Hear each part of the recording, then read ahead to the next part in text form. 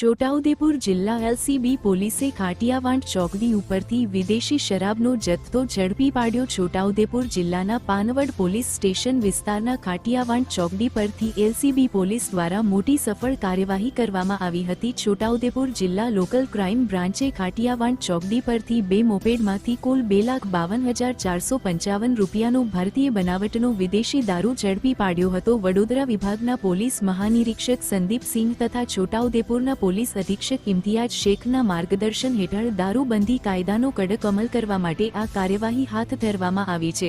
આરોપી પ્રવીણભાઈ નારસિંહભાઈ રાઠવા, રહેવાસી મલાજા, સરપંચ ફળિયા, છોટાઉદેપુરને સ્થળ પરથી પકડી લેવામાં આવ્યો છે।